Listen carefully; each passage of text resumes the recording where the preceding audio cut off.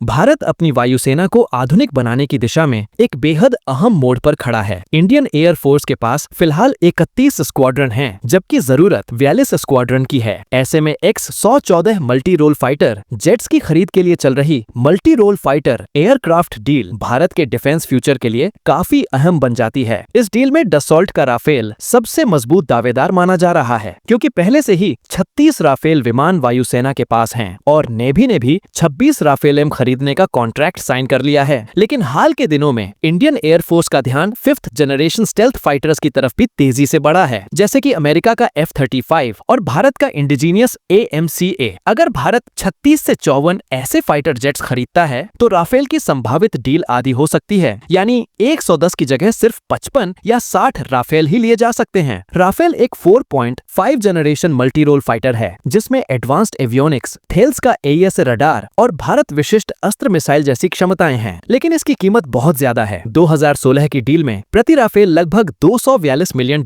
का पड़ा था। वहीं F-35A लगभग $110 मिलियन में आता है और इसमें स्टेल्थ, सेंसर फ्यूजन और नेटवर्क सेंट्रिक वॉरफेयर जैसी 5th जनरेशन कैपेबिलिटीज हैं, जो राफेल से कहीं आगे हैं। भारत का इंडिजीनियस AMCA का इंडक्शन 2035 के आसपास माना जा रहा है। अगर AMCA समय पर आ गया तो भारत को विदेश से खरीदने की जरूरत भी नहीं पड़ेगी। हालांकि इमीडिएट थ्रेट्स को देखते हुए, जैसे कि चाइना के पास पहले से J-20 और अब J-35 जैसे स्टेल्थ जेट्स हैं और पाकिस्तान भी 2029 तक 40 J-35 लेने की तैयारी में है, तो भारत को कम से कम 2-3 स्क्वाड्रन स्टेल्थ फाइटर्स की जरूरत है। ऐसे में या तो कुछ F-35 लिए जाएं या फिर AMCA के प्रोटोटाइप जल्दी बनाए जाएं। वायुसेना के लिए आज की सबसे बड़ी चुनौती है बजट और टाइमलाइन। राफेल की डील लगभग 14 बिलियन की हो सकती है अगर पूरे 110 जेट्स लिए जाएं। दूसरी ओर अगर राफेल को घटाकर 55 या 60 कर दिया जाए और 36 F-35 लिए जाए तो कॉस्ट थोड़ा बैलेंस हो सकता है। राफेल की कैपेबिलिटीज काफी हद तक Su-30 MKI और आने वाले तेजस Mk2 से ओवरलैप करती हैं, इसलिए जरूरी नहीं कि इतनी बड़ी संख्या में राफेल लिए जाएं। ऑपरेशन सिंदूर में सामने आया कि पाकिस्तान के J-10C जेट्स जो PL-15 BBR मिसाइल से लैस थे, उन्होंने वायुसेना के राफेल को इलेक्ट्रॉनिक वॉरफेयर में टक्कर दी। इससे सवाल उठने लगे कि क्या राफेल फ्यूचर कॉन्फ्लिक्ट्स के लिए बेस्ट ऑप्शन है। स्टेल्थ जेट्स इन सब खतरों को काउंटर करने में ज्यादा इफेक्टिव साबित हो सकते हैं। डसॉल्ट को भी प्रोडक्शन के मामले में काफी दबाव है। इंडोनेशिया, UAE, सर्बिया जैसे देशों से ऑर्डर की वजह से उनकी डिलीवरी टाइमलाइन बढ़ गई है। 2028 तक वो सिर्फ 4 जेट्स प्रति माह बना पाएंगे। अगर राफेल का ऑर्डर आधा हो गया तो डसॉल्ट को भारी नुकसान होगा। उनकी भारत में असेंबली लाइन लगाने की योजना पर असर पड़ेगा और ये भी संभव है कि भारत का फोकस अब फ्रांस से हटकर अमेरिका या इंडिजीनियस ऑप्शंस की तरफ बढ़े। भारत के लिए सबसे समझदारी भरा रास्ता यही हो सकता है कि वो एक बैलेंस फ्लीट बनाकर चले। 55 से 60 राफेल, 36 से 54 F-35 या AMCA प्रोटोटाइप और तेजस Mk2। इससे कॉस्ट, कैपेबिलिटी और सेल्फ रिलायंस तीनों का संतुलन बना रहेगा। हालांकि इतनी डाइवर्स फ्लीट से लॉजिस्टिक्स और मेंटेनेंस में थोड़ी दिक्कत आएगी, लेकिन लंबे समय के लिए ये इन्वेस्टमेंट जरूरी है, खासकर तब जब भारत को चाइना और पाकिस्तान की कंबाइंड स्टेल्थ कैपेबिलिटीज का मुकाबला करना है। वहीं अगर AMCA पर फोकस रहता है तो मेक इन इंडिया और आत्मनिर्भर भारत को नई ऊंचाइयां मिलेंगी।